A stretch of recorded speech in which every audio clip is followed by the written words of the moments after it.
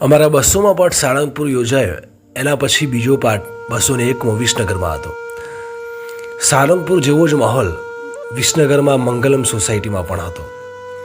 ચારે બાજુ પવન ફૂંકાતો, અદ્ભુત વાતાવરણ, વરસાદ માથા ઉપર હોય એવી એધાણી. લાગે કે પાઠ થશે જ નહીં, બધું આમ તેમ અસ્તવ્યસ્ત થાય. અને હોય પણ કેમ નહીં. જેના માટે ગુણલા ગાવાના હોય, ભેગા થયા હોય, એ દાદાના હાજરીનું કંઈક તો પ્રમાણ હોય ને. અમારા વક્તા મોટાભાઈ શ્રી સત્યમભાઈ મહારાજ, અમારો આખો સુંદરકાંડ પરિવાર તો એના શ્રવણમાં હતો. એટલે અમને ખબર કે દાદા અમારી પરીક્ષા અવારનવાર લયા જ કરે છે. કારણ કે સાચા નિર્દોષ અને પ્રેમાળ ભક્તોની પરીક્ષા એટલા માટે લેતો હોય છે કે વધુ મજબૂત બનાવતો હોય છે. અગાઉ સારંગપુરમાં અમારો 200મો પાઠ જ્યારે યોજાયો ત્યારે ત્યાંના વિશ્વ હિન્દુ પરિષદ, બજરંગ દળ અને સંતો મહંતોએ ખૂબ પ્રેમ સત્કાર અને સપોર્ટ કર્યો હતો. ત્યાં પણ માહોલ આવો જ હતો.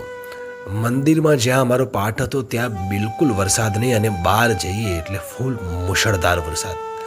આ વખતે પણ એ બીક હતી, પણ દાદાએ લાજ રાખી. પવન ફૂંકાયો, છાંટા થયા, પણ જેમ જેમ સુંદરકાંડનો પાઠ આગળ વધતો ગયો તેમ તેમ ધીમે ધીમે ધીમે ભક્તોની ભીડ પણ વધતી ગઈ. ભાવમાં અને હનુમાનજીના સ્નેહમાં રામ ભક્તો જય સિયારામ, જય હનુમાન કહીને નાના ભૂલકાઓ સાથે પણ ખૂબ ખૂબ સંખ્યામાં ઉમટી પડ્યા. અને અમને અને પરિવારને ખૂબ સાથ સહકાર આપ્યો.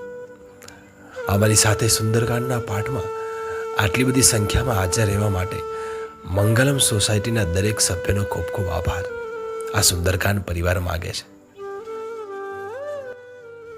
અમારા પાઠમાં સૌથી વિશેષ સૌને અને અમને બધાને આરતીનો ભાગ ખૂબ મહત્વનો છે. આરતી ખૂબ દિલથી આખો પાઠ કરીએ એનો નિચોડ છે અને ખૂબ ભાવથી ગવાય છે. ભક્તો ખૂબ આનંદ અને મજા કરે છે અને તરબોળ થાય છે. સોસાયટીના સભ્યોએ, દરેક સભ્યોએ દરેક ભક્તોનો અને અમારો ખૂબ ખ્યાલ રાખ્યો, સાથ સહકાર આપ્યો.